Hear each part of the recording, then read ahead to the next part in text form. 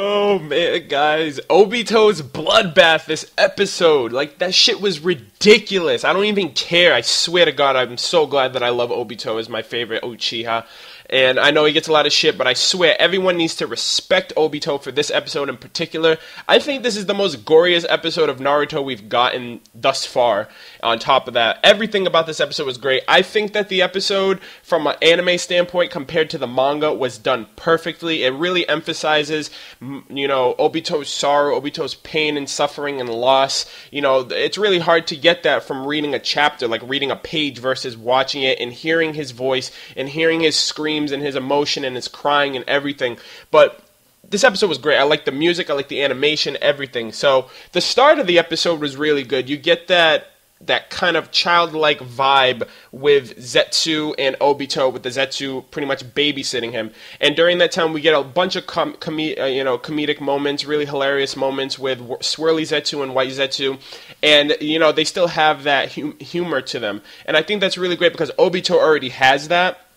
They're talking about poop, and I think that's really, it's like, okay, this is really off-putting, like, you're talking about poop, but this is, like, no situation for it, but I think it's still pretty funny, the fact that these Zetsu still have humor, and they're not just there for, for being lackeys and things of that nature, and throughout, they start developing a relationship with Obito, kind of being his friends, if you will, while he's there, and, Obito's rehabilitating, he's trying to get stronger and train, because he doesn't want anything to do with what Madara has plans for him, he just wants to get back to Rin and Kakashi, and I think that's completely fine. He's using his memories as motivation, which is really great too. That's what's keeping him going. And I don't know how long the time gap is for this whole process, but his hair gets ridiculously long, so I'm guessing it's like a few weeks or something like that.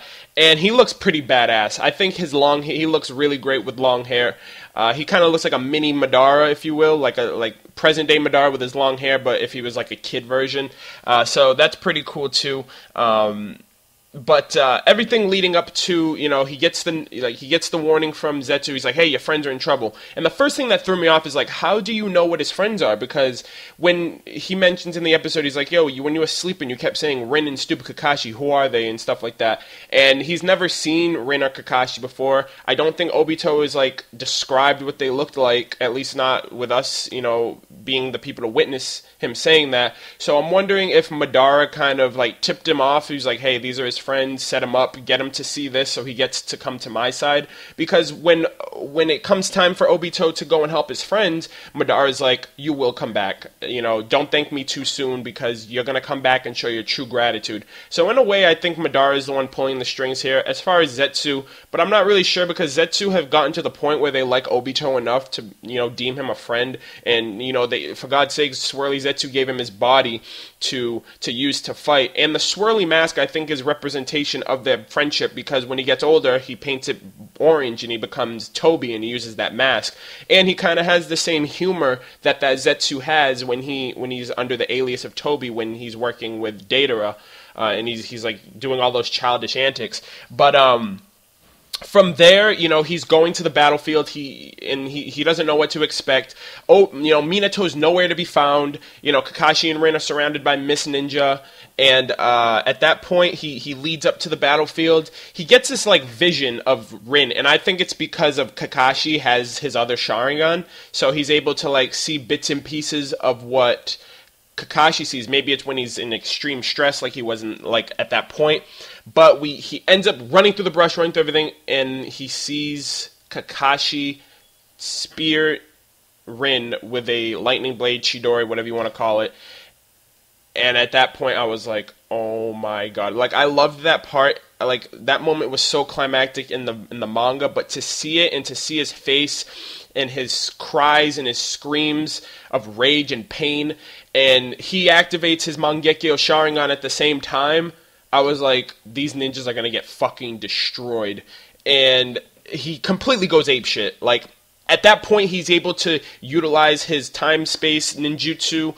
So the fact, like, they're throwing, like, their kunais and stuff at him, it's going through him. And he ends up mastering, like, the wood style. Like, he throws the wood at the people, and then, like, it bursts. And he has, like, those wooden, like, branches sticking out of his body. He just looks so freaking badass. He's covered in their blood and everything. And one scene that, like, two scenes actually that look crazy good, like animation and everything, was when Obito was going to stab some dude and three ninjas come up from behind him. He goes like transparent and the blades go through him and kill like the missed comrade. And then the other one is he throws, when they're going towards Rin, he throws the wood piece at one of the dudes and then he activates it and the wood piece like branches from inside the dude's body and kills him. Like, this episode was so gory, dude. It was ridiculous.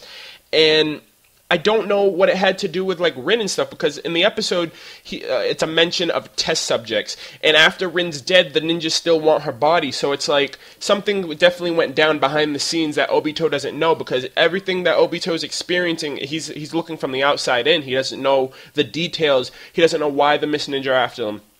He doesn't know why Kakashi stabbed her. He doesn't know anything. He's taking it at face value.